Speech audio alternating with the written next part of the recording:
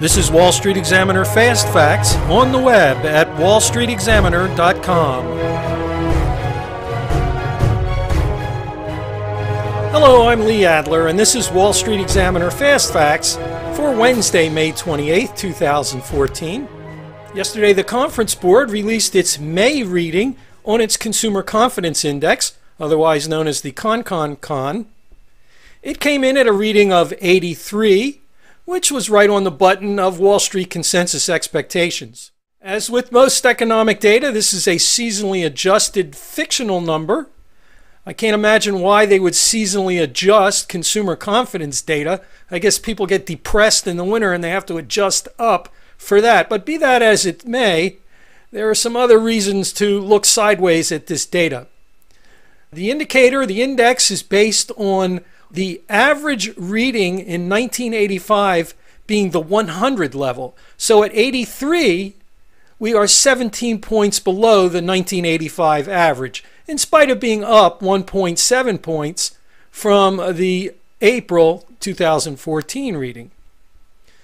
The index is composed of two subcomponents, both based on a consumer survey. In one of those components, the respondent to the survey is asked what their view of present economic conditions are and prospects for finding a job. I think most people can do a pretty good job of saying how things are at present based on their own situation, that of their friends, neighbors, and relatives. The second part of the survey asks people, those same people, what they think the economy will be doing in 6 months, which to me is kind of like asking a baseball fan who they think is going to win the World Series. Well, of course, you're going to base it on whoever has the best record right now. So that's kind of silly to survey, but furthermore, the Conference Board takes that information and assigns that a 60% weighting in the composite index. I find that slightly absurd. The other problem with the index is that it, over the short to intermediate term, follows stock prices. And therefore, it's of little use, and the stock market reacts to the index announcement that morning for a few minutes, which is even sillier. But there is some information contained in the ConCon, which I think is useful. And that involves a long-term perspective on the present conditions index. This is Briefing.com's chart of the ConCon.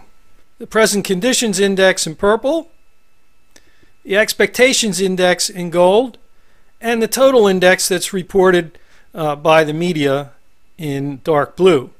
We're going to ignore the expectations index and the total index. Those are the World Series predictions and the 60% World Series prediction indexes. And most people aren't going to be very expert at knowing what's going to happen in 6 months, so we ignore that. But the present conditions index is a good indicator of where the economy stands and how people feel about it. The chart starts in May of 1998, runs through the present, May of 2014 here. As you can see, it peaked in 2000, concurrent with the top of the internet bubble, at a reading of just over 180. We then had that bear market and brief recession going into early 2003, and then the markets turned and the present conditions index turned with them, following stock prices higher throughout 2005 and 6, and going into this middle of 2007, where the present conditions index then peaked. But notice that it peaked at 140. That's 40 points below the 2000 peak and 40 points above the 1985 average. If we do a little technical analysis and draw a trend line from the 2000 peak through the 2007 peak, it extends through the present at a reading of about 90. So the current reading in May, as you can see, that slight uptick right there, is still below the long-term downtrend. It's also below an earlier peak reading set in March of just above 83. So we are now below the March peak and also continuing below the long-term trend line. I think the depiction of this long-term trend is an excellent measure and an excellent picture of the overall health of the U.S. economy as it impacts most Americans, and that is a picture of long-term decline. The other thing that concerns me is that in each prior recovery, consumer sentiment along with the markets rose for about 4 years. We're beyond that point now. So as we get to the trend here, the question is whether we've stretched this economy as far as it can go and we're about to roll over again. The Gallup organization conducts a similar survey of consumer sentiment regarding the economy, and they do it on a daily basis with a 3-day tracking poll. This chart from May of 2013 through this year even shows a divergence between the May 2013 peak and the current reading. That divergence could be an indication of imminent danger for the markets. There are several indicators of consumer confidence, like the CON.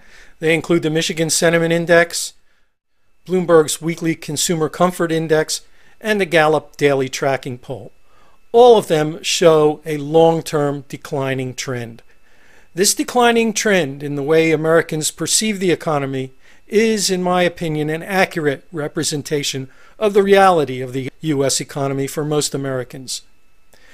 Under these conditions, the current stock market bubble cannot be expected to be sustained indefinitely. But as always, timing is the issue. This Wall Street Examiner Fast Facts has been brought to you by the Wall Street Examiner Professional Edition, focused on the analysis of macro liquidity and market cycles for professional investors, traders, and sophisticated individual investors. Try it risk-free for 30 days at wallstreetexaminer.com. Get the facts. wallstreetexaminer.com.